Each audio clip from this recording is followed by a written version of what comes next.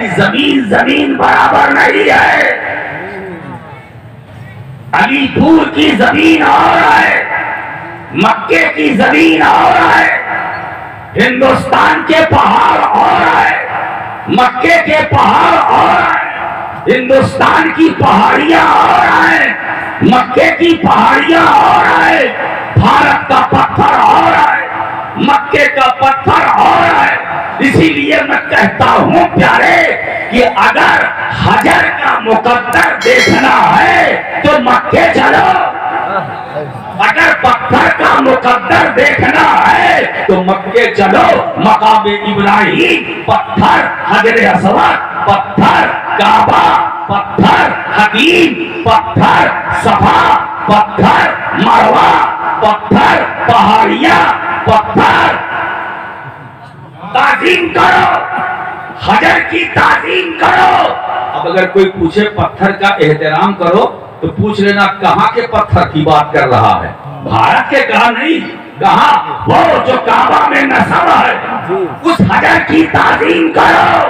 دلوں کا تقویٰ، اگر دل کو پرہیزگار بنانا چاہتے ہو تو مکے کے پتھر کی تعظیم کرو، مقام ابراہیم کی تعظیم کرو، صفا پتھر ہے تعظیم کرو، مروہ پتھر ہے تعظیم کرو، وہاں کی پہاڑیوں کا احترام کرو، کعبہ پتھر تعظیم کرو. دل پرہیزگار ہوگا. میں آپ سے پوچھنا چاہتا ہوں کہ جس صفا اور مروہ کو اللہ نے اپنے دین کی نشانی کہا ہے، اللہ نے اپنے دین کی پہچان کا کہا ہے، کیا اس پر کسی کا نشان ہے؟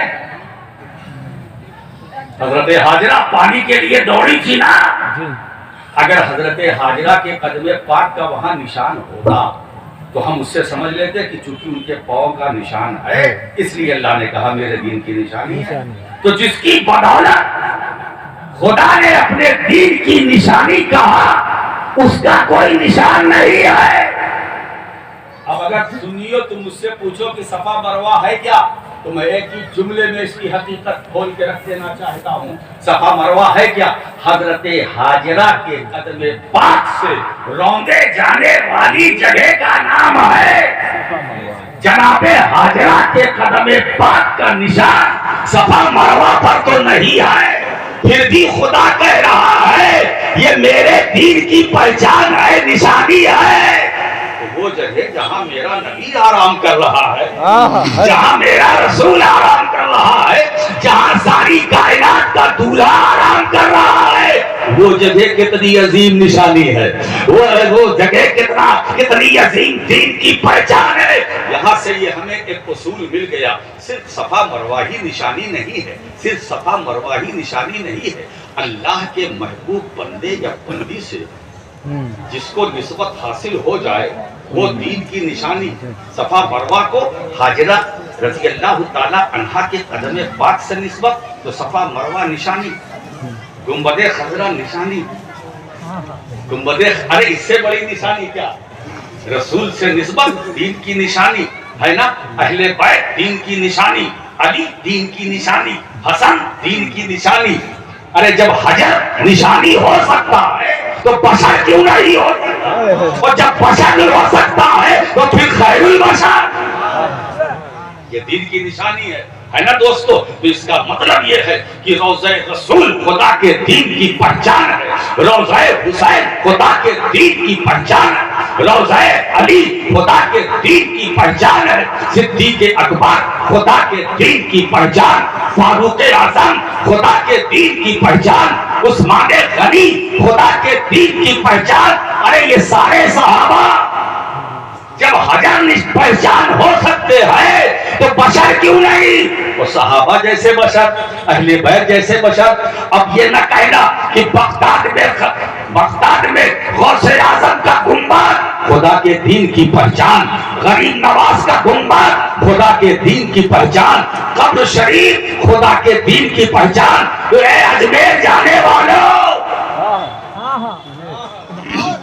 جب احاطہ نور میں داخل ہونا اور اپنے سر کے اوپر گلاب کی ٹوکری رکھتے ہو نا اور رکھ کے غریب نواز کے مزار شریف کے اندر جاتے ہو کہ نہیں، پھول پیش کرتے ہو نا اور جو چکر لگا کے آتے ہو قبر چومتے ہو نا, قبر چومتے ہو نا, کیا چومتے ہو؟ ایسی چومتے ہو, کیا چومتے ہو؟ بولو بولو, قبر کیا چومتے ہو؟ قبر چومتے ہو نا, قبر چومتے ہو جی, ہے نا. یہی تو ہم پر ایلیگیشن ہے کہ سنی لوگ قبر چومتے ہیں. کیا جہالت کی بات ہے, ہم قبر نہیں چومتے, ہم قبر نہیں چومتے. جو قبر کو قبر سمجھ کر چومتا ہو اس سے سوال کرو. ہم اہل سنت قبر نہیں چومتے, ہے نا. ہم جب اجمیر میں داخل ہوتے ہیں, فاتحہ پڑھتے ہیں, پھر ایک چکر لگا کر پائیدی آتے ہیں, قبر کو چومتے. بظاہر تو یہی لوگ دیکھتے ہیں نا کہ قبر چوم رہے, قبر نہیں چومتے ہیں. ہم دین کی نشانی چومتے ہیں, جو دین کی پہچان ہے اس کا بوسہ دیتے ہیں, کیونکہ میرا خواجہ.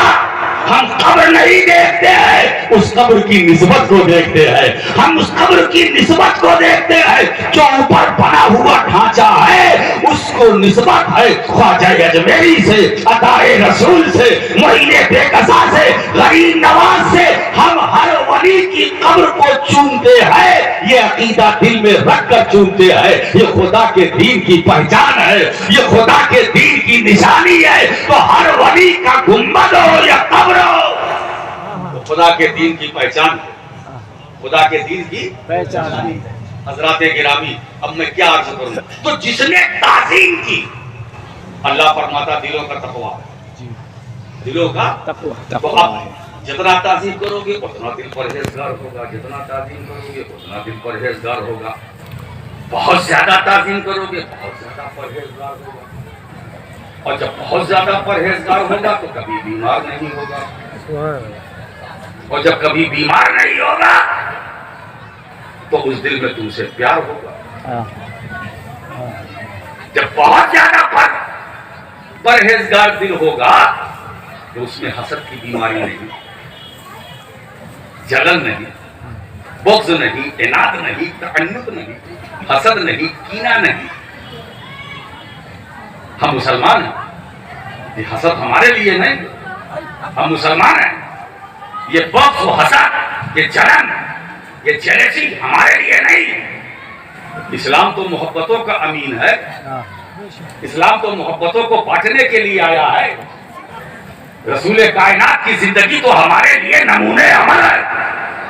رسول نے تو ہمیں تعلیم دی ہے, ہمیں تعلیم دی ہے حسد نہ کرنا, کسی سے جلنا نہیں, کسی سے دل میں کینہ نہ رکھنا, بغض نہ رکھنا, عناد نہ رکھنا, دشمنی نہ رکھنا. یہ میرے رسول کی ہدایت ہے. اسی لیے قرآن نے کیا کہا, اسلام کے ماننے والوں کو قرآن نے یوں ہی آوارہ نہیں رکھا. لقد کان لکم فی رسول اللہ اسوۃ حسنہ, کہ میرے محبوب کی زندگی کو اپنے لیے نمونے عمل بناؤ. اگر تم اپنی زندگی میں انقلاب پیدا کرنا چاہتے ہو تو مصطفیٰ کی زندگی کو دیکھو. اگر تم اپنے اخلاق کو پاکیزہ بنانا چاہتے ہو تو مصطفیٰ کا پاکیزہ اخلاق دیکھو. اگر تم اپنی سیرت کو اچھی سیرت بنانا چاہتے ہو تو مصطفیٰ کی کتاب زندگی کا کہ وہ انمول جو سیرت کے پہلو ہیں ان پر نظر ڈالو. اگر تم اچھے بن کے رہنا چاہتے ہو تو اچھے رسول کی جو ہدایتیں ہیں, ان کی جو تعلیمات ہے, اس کو نگاہوں کے سامنے رکھو اور اسی سانچے میں اپنی زندگی کو ڈھالو. میرے سامنے پیارے ایک حدیث آ گئی ہے جسے میں پیش کر دوں. میرے آقا فرماتے ہیں, لا یؤمن احدکم حتی یکون ہواہ تبعا لما جئت بہ.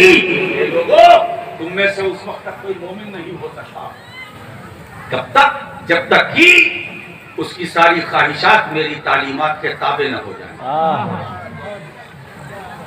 یعنی اس کی خواہش اپنی خواہش کر رہا ہے, اس کی خواہش پر, ہماری تمہاری ہر خواہش پر مدینے والے کی تعلیم کا رنگ چڑھ جائے. اگر چڑھ گیا تو مومن ہو, ہے نا.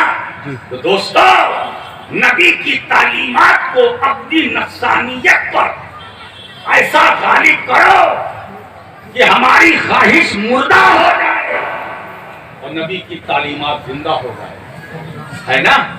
تو دوستو, اگر نبی کی تعلیم ہے کیا, تم چلتے پھرتے دیکھنا چاہتے ہو مصطفیٰ کی تعلیم کو, تو ابو بکر صدیق کو دیکھو, فاروق اعظم کو دیکھو. مجھ سے کوئی پوچھے کہ یہ ابو بکر ہے کیا, تو میں یہ کہوں گا مصطفیٰ کی تعلیم کا نام صدیق اکبر ہے, مصطفیٰ کی تعلیم کا نام فاروق اعظم ہے, مصطفیٰ کی تعلیم کا نام عثمان غنی ہے, مصطفیٰ کی تعلیم کا نام علی مرتضیٰ ہے, مصطفیٰ کی تعلیم کا نام طلحہ زبیر ہے, مصطفیٰ کی تعلیم کا نام خالد بن ولید ہے, مصطفیٰ کی تعلیم کا نام ابو عبیدہ ہے, مصطفیٰ کی تعلیم کا نام یہ سارے صحابہ ہے. حسنین کریمین, مصطفیٰ کی تعلیم کا نام امام اعظم ابو حنیفہ, مصطفیٰ کی تعلیم کا نام امام احمد بن حنبل, مصطفیٰ کی تعلیم کا نام امام بخاری, مصطفیٰ کی تعلیم کا نام امام مسلم, مصطفیٰ کی تعلیم کا نام امام ترمذی, مصطفیٰ کی تعلیم کا نام محدث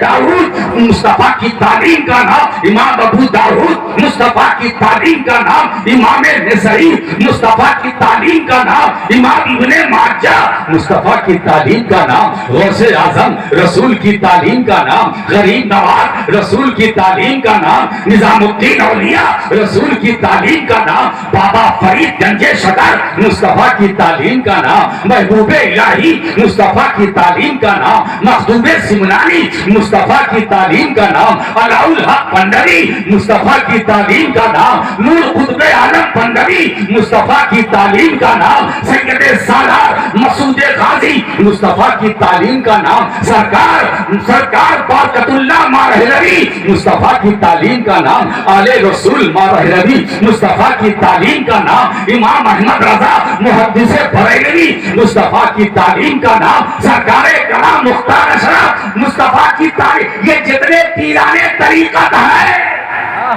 جی بے شک بے شک, شریعت بھی ہے, طریقت بھی ہے, یہ مصطفیٰ کی تعلیم کا نام ہے. اب بات سمجھ میں آ گئی کیا رے؟